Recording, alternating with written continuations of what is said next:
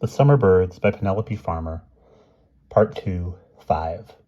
Slowly the summer term crept to its end. Usually the children enjoyed the last weeks of school when work became less and play more, but this year, with so much of the air still unexplored, for Miss Halibut had only relented on one weekend, the usual pleasures were dull and seemingly endless. Sports day came and went, but how could they enjoy running and jumping in competition with the school from the next village, when in the air they could go so much higher, so much faster, and so much freer?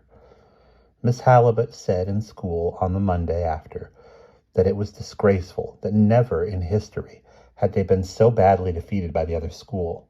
It was unsporting to be so scornful of others' games just because they were lucky enough to be able to fly, and it was only luck that they could.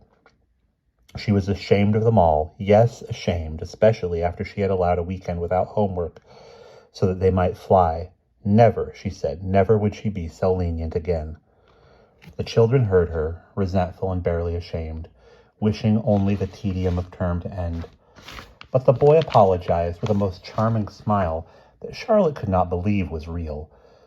Though looking at him again, she wondered if that was a misjudgment, for the boy liked Miss Halibut, and though she was often stern with him, Miss Halibut liked the boy. She now became confused at his smile, murmured words about disgraceful, but she supposed understandable, and scolded the school no more. Then the boy smiled at her again, a genuine smile, unmocking and wide, and went back lithely to his place. 2 days later, term ended completely. Miss Halibut made each child recite a poetry piece in turn, and afterwards said goodbye sternly, but almost tearfully. Then she went back to her home in the suburbs. 2 months of summer stretched before them. The complications seemed to have gone. There had been no further rivalry between the boy and Toddy since the day by the lake, and the suspicions of parents, it appeared, had been confined to those of Scooter Dimple and Jammy Hat, who had put down their son's sin to the usual causes.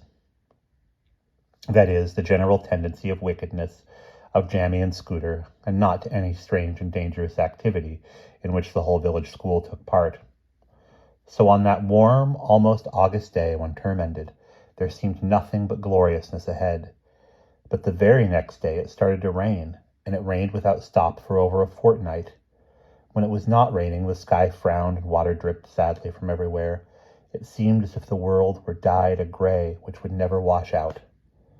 At first it did not matter very much. The sun had shone for so long that the children welcomed a feel of rain on their faces and the soft running of water everywhere. It was a dissolved and misty world, strange after the hard glitter of sun they had known for so long. They found it good for flying if they ignored how wet their clothes became and how their hair fell damply across their faces, or dripped down their necks according to where the wind blew. When the weather was calm, and the rain fell straight as a curtain, it was like swimming under water without the effort. Wet where skin was bare, on faces, hands, and legs.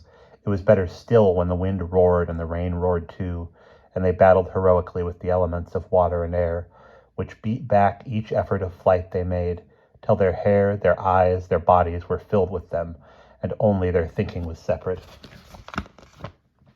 But the days when it blew were not frequent. Mostly the rain came down in straight lines.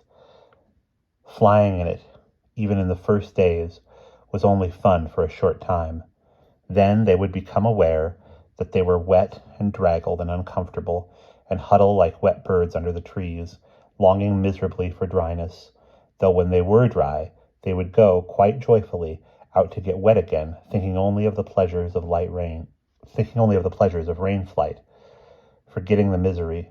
After a few days of this, they came down with such steaming colds that their parents clucked and murmured and made them stay indoors, while the rain streamed on the windows. They sat, most of them, wretchedly sneezing in their separate houses, and longed for the golden days of term time when the sun had shone without end. The boy came around to visit them, banging at their windows and saying crossly that they were all softies, a word he had picked up from Ginger, and it was stupid to give up like this and scatter the flying school, just because of rain. None of them, their feet in mustard baths, their chests covered in plasters, or their throats choked with chamomile or blackcurrant tea, according to their mother's favorite cures. None of them were very sympathetic toward the boy for scolding them. Even Charlotte said crossly, "Go away, I don't want to. How can we?" when he begged her to come out with him into the rain-soaked garden. She and Emma sat sneezing alternatively in the small, dark tower room of Aviary Hall, dabbing at their paint boxes or looking at books and being cross with one another. Every now and then Miss Gosling came in to give them large spoonfuls of her own patent cold cure, which was excessively nasty, and to scold them for their ill temper.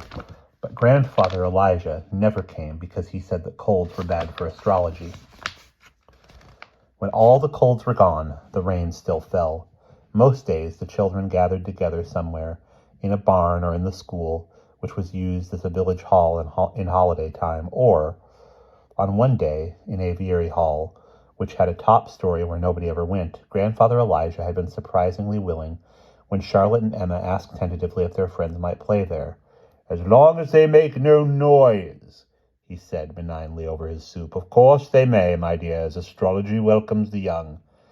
But Toddy had the idea of roller skating up there in the long empty passage, and the railway noise that had echoed through the house as a result made Grandfather appear shouting astrological curses and caused the banishment of the school from the house forever, or for as long as the grandfather remembered.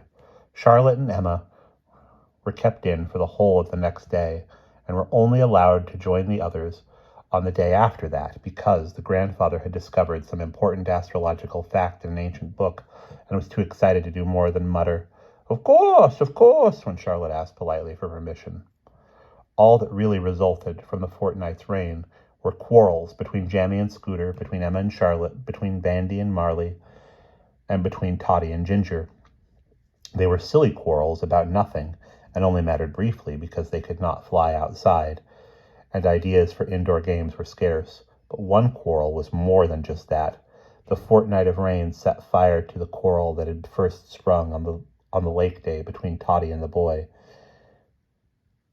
Neither ever said much to the other, but the sense of conflict was there all the time, inflamed by the closeness of their lives, while the rain fell steadily. And that is the end of chapter 5.